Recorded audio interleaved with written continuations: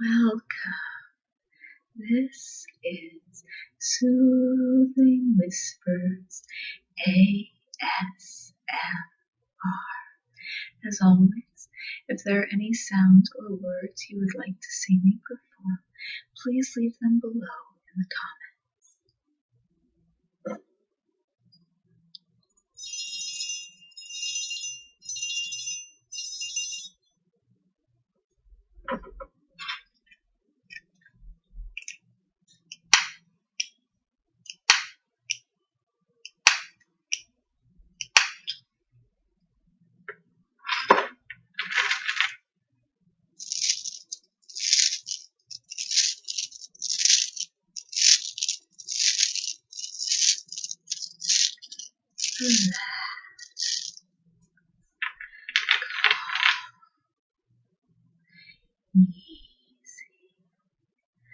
Today, I wanted to introduce you to one of my old college textbooks. As you can see, this is a work of collected fiction by Jorge Luis Borges. This was a textbook for my course, Imagine Worlds in Literature and the Internet. The professor begged us not to call it by its more popular nickname, the Harry Potter course. Apparently, the administration had been somewhat skeptical of a class that involved reading and analyzing a portion of one of the Harry Potter novels, and he was afraid that if we kept calling it that, they wouldn't allow him to offer the course again in the future, which would have been a shame because it was a great class. Jorge Luis Borges, in particular, who I was introduced to during that course, remains to this day one of my favorite writers. He has a beautiful way with words, but you'll see when we get to the actual text. I hope you enjoy it. The Library of Babel. By this art you may contemplate the variation of the 23 letters. Anatomy of Melancholy, Part 2, Section 2, Mem 4. The universe, which others call the library, is composed of an indefinite, perhaps infinite number of hexagonal galleries. In the center of each gallery is a ventilation shaft, bounded by a low railing.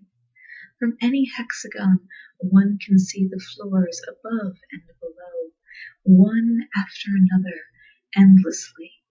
The arrangement of the galleries is always the same. 20 bookshelves, 5 to each side, line 4 of the hexagon's 6 sides. The height of the bookshelves, floor to ceiling, is hardly greater than the height of a normal librarian.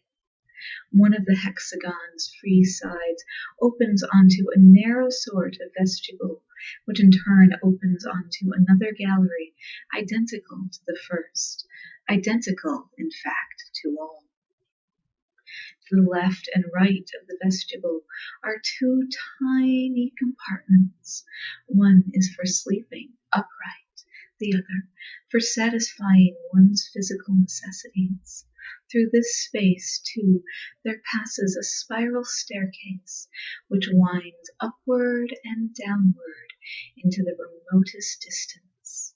In the vestibule there is a mirror which faithfully duplicates appearances. Men often infer from this mirror that the library is not infinite. If it were, what need would there be for that illusory replication? I prefer to dream that burnished surfaces are figuration and promise of the infinite. Light is provided by certain spherical fruits that bear the name bulbs. There are 2 of these bulbs in each hexagon, set crosswise. The light they give is insufficient and unceasing. Like all men of the library, in my younger days I traveled. I have journeyed in quest of a book, perhaps the catalogue of catalogues. Now that my eyes can hardly make out what I myself have written, I am preparing to die a few leagues from the hexagon where I was born. When I am dead, compassionate hands will throw me over the railing. My tomb will be the unfathomable air. My body will sink for ages and will decay and dissolve in the wind engendered by my fall, which shall be infinite. I declare that the library is endless. Idealists argue that the hexagonal rooms are the necessary shape of absolute space, or at least of our perception of space. They argue that a triangular or pentagonal chamber is inconceivable. Mystics claim that their ecstasies reveal to them a circular chamber containing an enormous circular book with a continuous spine that goes completely around the walls, but their testimony is suspect, their words obscure. That silical book is God. Let it suffice for the moment that I repeat the classic dictum. The library is a sphere whose exact center is any hexagon and whose circumference is unattainable. Each wall of each hexagon is furnished with 5 bookshelves. Each bookshelf holds 32 books identical in format. Each book contains 410 pages, each page 40 lines, each line approximately 80 black letters. There are also letters on the front cover of each book. Those letters neither indicate nor prefigure what the pages inside will say. I am aware that the lack of correspondence once struck men as mysterious. Before summarizing the solution of the mystery, whose discovery, in spite of its tragic consequences, is perhaps the most important event in all history, I wish to recall a few axioms.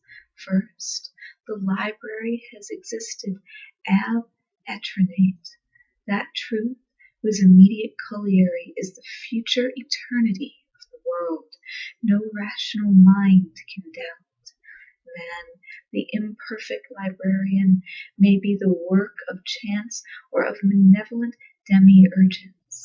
The universe, with its elegant appointments, its bookshelves, its enigmatic books, its indefeatable staircases for the traveler, and its water closets for the seated librarian, can only be the handiwork of a god. In order to grasp the distance that separates the human and the divine, one only has to compare these crude trembling symbols which my fallible hand scrawls on the cover of a book with the organic letters inside, neat, delicate, deep black, and intermittently symmetrical. Second, there are 25 orthographic symbols. That discovery enabled mankind 300 years ago to formulate a general theory of the library and thereby satisfactorily solve the riddle that no conjecture had been able to divine, the formless and chaotic nature of virtually all books. One book, which my father once saw in a hexagon in circuit 15-94, consisted of the letters MCV pervasively repeated from the first line to the last. Another, much consulted in this zone, is a mere labyrinth of letters, whose penultimate page contains the phrase, "O time, thy pyramids." This much is known. For every rational line or forthright statement there are leagues of senseless cacophony, verbal nonsense, and incoherency. I know of one semi-barbarous zone whose librarians repudiate the vain and superstitious habit of trying to find sense in books, equating such a quest with attempting to find meaning in dreams or in the chaotic lines of the palm of one's hand. They will acknowledge that the inventors of writing imitated the 25 natural symbols, but contend that that adoption was fortuitous, coincidental, and that books in themselves have no meaning. That argument, as we shall see, is not entirely fallacious. For many years it was believed that those impenetrable books were in ancient or far distant languages. It is true that the most ancient peoples, the first librarians, employed a language quite different from the one we speak today. It is true that a few miles to the right our language develops into dialect, and that 90 floors above it becomes incomprehensible. All of that, I repeat, is true, but 410 pages of unvarying MCVs cannot belong to any language, however dialectical or primitive it may be. Some have suggested that each letter influences the next, and that the value of MCV on page 71, line 3, is not the value of the same series on another line of another page, but that vague thesis has not met with any great acceptance. Others have mentioned the possibility of codes that conjecture has been universally accepted, though not in the sense in which its originators formulated it. Some 500 years ago, the chief of one of the upper hexagons came across a book as jumbled as all the others, but containing almost 2 pages of homogeneous lines. He showed his find to a traveling decipherer, who told him that the lines were written in Portuguese. Others said it was Yiddish. Within the century, experts had determined what the language actually was, a Samoan Lithuanian dialect of Germani with inflections from classical Arabic. The content was also determined. The rudiments of combinatory analysis, illustrated with examples of endlessly repeating variations. Those examples allowed a librarian of genius to discover the fundamental law of the library. This philosopher observed that all books, however different from one another they might be, consist of identical elements: the space, the period, the comma, and the 22 letters of the alphabet. He also posited a fact which almost all travelers have since confirmed. In the library there are no 2 identical books. From those incontrovertible premises, the librarian deduced that the library is total, perfect, complete, and whole, and that its bookshelves contain all possible combinations of the 22 orthographic symbols, a number which, though unimaginably vast, is not infinite. That is, all that is able to be expressed in every language, all, the detailed history of the future, the autobiographies of the archangels, the faithful catalogue of the library, thousands and thousands of false catalogues, the proof of the falsity of those false catalogues, a proof of the falsity of the true catalogue, the Gnostic gospel of the Basilidites, the commentary upon that gospel, the commentary on that gospel, the true story of your death, the translation of every book into every language, the interpolations of every book into all books. The treatise Bede could have written, but did not, on the mythology of the Saxon people, the lost books of Tacitus. When it was announced that the library contained all books, the first reaction was unbounded joy. All men felt themselves the possessors of an intact and secret treasure. There was no personal problem, no world problem whose eloquent solution did not exist somewhere in some hexagon. The universe was justified. The universe suddenly became congruent with the unlimited width and breadth of humankind's hope.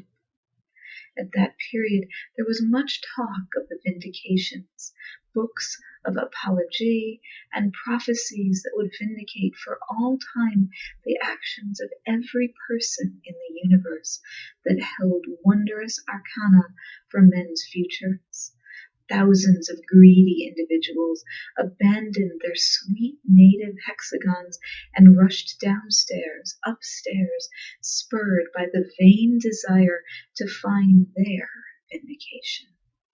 These pilgrims squabbled in the narrow corridors, muttered dark imprecations, strangled one another on the divine staircases, threw deceiving volumes down ventilation shafts, were themselves hurled to their deaths by men of distant regions. Others went insane. The vindications do exist. I have seen 2 of them, which refer to persons in the future, persons perhaps not imaginary, but those who went in quest of them failed to recall that the chance of a man's finding his own vindication, or some paradise future of his own, can be calculated to be 0. At that same period there was also hope that the fundamental mysteries of mankind, the origin of the library and of time, might be revealed. In all likelihood, those profound mysteries can indeed be explained in words. If the language of the philosophers is not sufficient, then the multiform library must surely have produced the extraordinary language that is required, together with the words and grammar of that language. For 4 centuries, men have been scouring the hexagons. There are official searches, the inquisitors. I have seen them about their tasks. They arrive exhausted at some hexagon. They talk about a staircase that nearly killed them. Some steps were missing. They speak with the librarian about galleries and staircases, and once in a while they take up the nearest book and leaf through it, searching for disgraceful or dishonorable words. Clearly, no one expects to discover anything. That unbridled hopefulness was succeeded, naturally enough, by similarly disproportionate depression. The certainty that some bookshelf in some hexagon contained precious books, yet that those precious books were forever out of reach, was almost unbearable. One blasphemous sect proposed that the searches be discontinued and that all men shuffle letters and symbols until those canonical books, through some improbable stroke of chance, had been constructed. The authorities were forced to issue strict orders.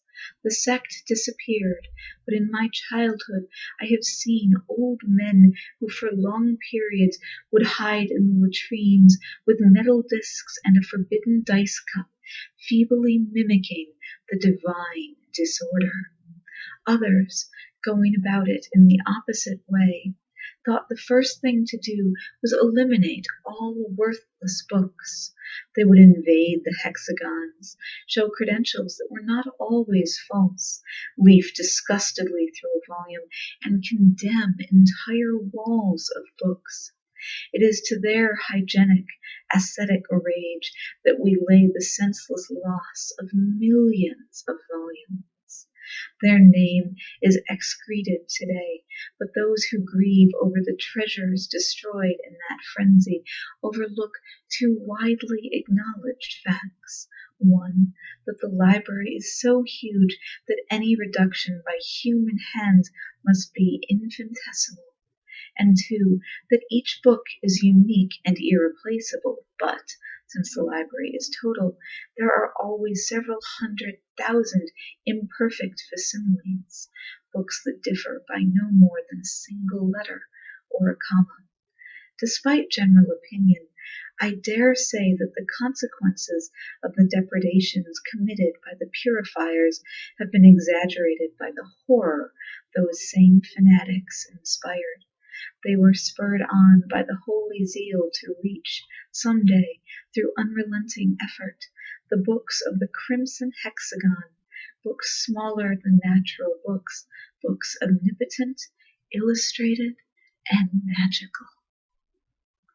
We also have knowledge of another superstition from that period, belief in what was termed the bookman. On some shelf in some hexagon, it was argued, there must exist a book that is the cipher and perfect compendium of all other books, and some library must have examined that book. This librarian is analogous to a god. In the language of this zone, there are still vestiges of the sect that worshipped that distant librarian. Many have gone in search of him. For 100 years, men beat every possible path, and every path in vain. How was one to locate the idealized secret hexagon that sheltered him? Some propose searching by regression to locate Book A, first consult Book B, first consult Book C, and so on to infinity. It is in ventures such as these that I have squandered and spent my years. I cannot think it unlikely that there is such a total book on some shelf in the universe. I pray to the unknown gods that some man, even a single man, tens of centuries ago, has perused and read that book. If the honor and wisdom and joy of such a reading are not to be my own, then let them be for others. Let heaven exist, though my own place be in hell. Let me be tortured and battered and annihilated, but let there be one instant, one creature, wherein thy enormous library may find its justification. Infidels claim that the rule in the library is not sense, but nonsense, and that rationality, even humble, pure coherence, is an almost miraculous exception. They speak, I know, of the feverish library whose random volumes constantly threaten to transmorgify into others, so that they affirm all things, deny all things, and confound and confuse all others like some mad and hallucinating deity. Those words, which not only proclaim disorder, but exemplify it as well, prove, as all can see, the infidel's deplorable taste and desperate ignorance. For while the library contains all verbal structures, all the variations allowed by the 25 orthographic symbols, it includes not a single absolute piece of nonsense. It would be pointless to observe that the finest volume of all the many hexagons that I myself administer is titled Combed Thunder, while another is titled The Plaster Cramp, and another Axius Mulub. Those phrases, at first apparently incoherent, are undoubtedly susceptible to cryptographic or allegorical reading. That reading, that justification of the word's order and existence, is itself verbal and, ex hyposse, already contained somewhere in the library. There is no combination of characters one can make, DHCMRLCHTDJ, for example, that the divine library has not foreseen, that in one or more of its secret tongues does not hide a terrible significance. There is no syllable one can speak that is not filled with tenderness and terror, that is not, in one of those languages, the mighty name of a god. To speak is to commit tautologies. This pointless, verbose epistle already exists in one of the 30 volumes of the 5 bookshelves in the countless hexagons, as does its refutation. A number n of the possible languages employ the same vocabulary.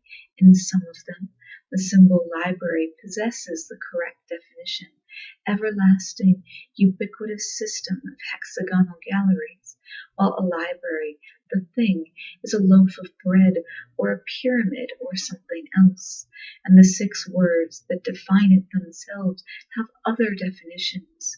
You who read me, are you certain you understand my language? Methodological composition distracts me from the present condition of humanity. The certainty that everything has already been written annuls us, or renders us phantasmal. I know districts in which the young people prostrate themselves before books and like savages kiss their pages, though they cannot read a letter. Epidemics, hierarchical discords, pilgrimages that inevitably degenerate into brigade have decimated the population.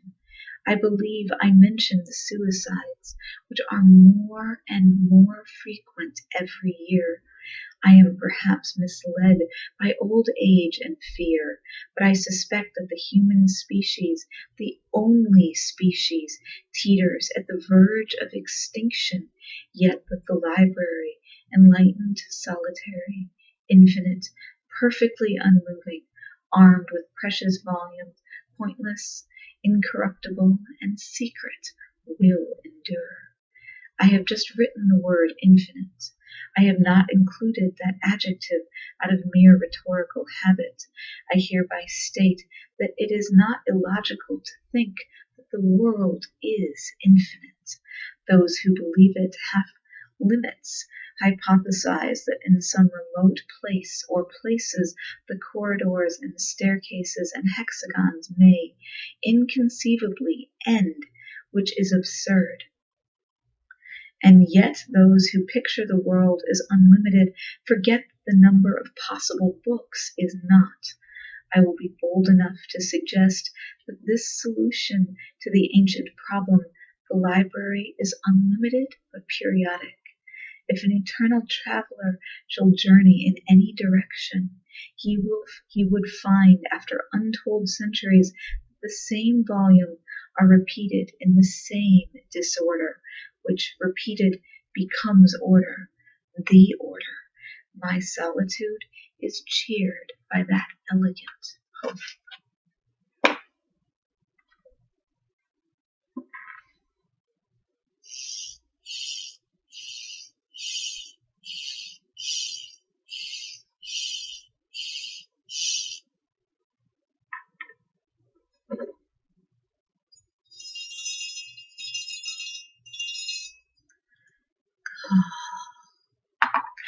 Easy. Relax.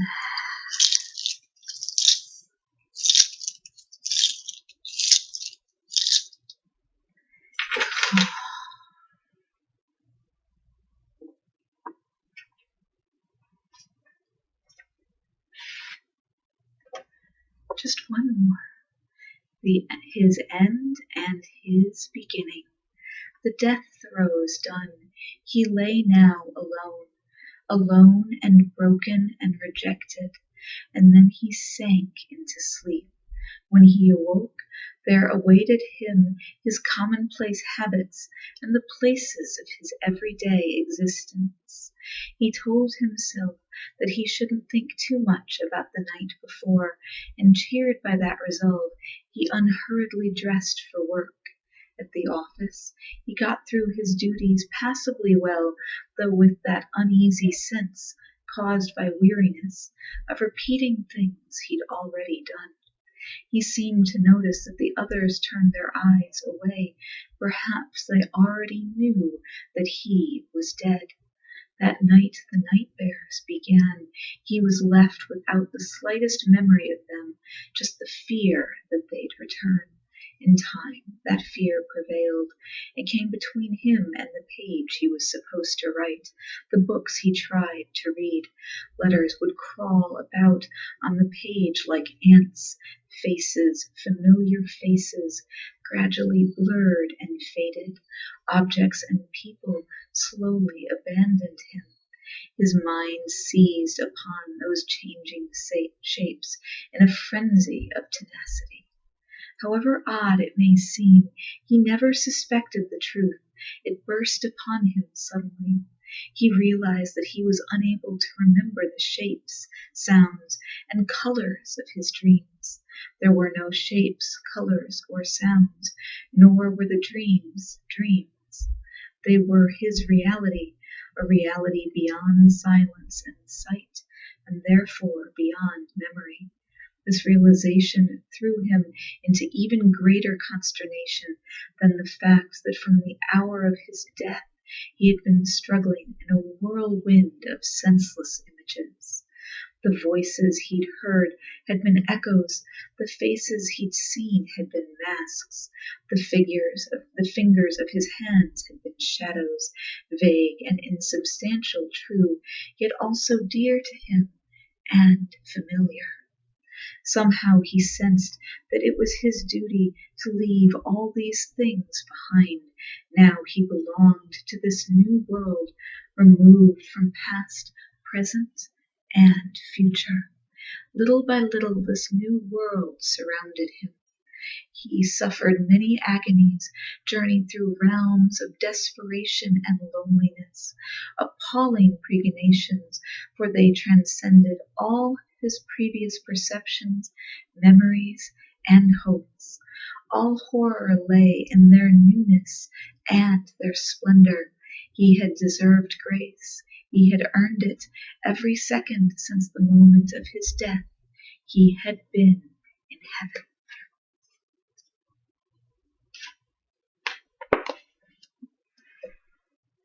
And with that, we have reached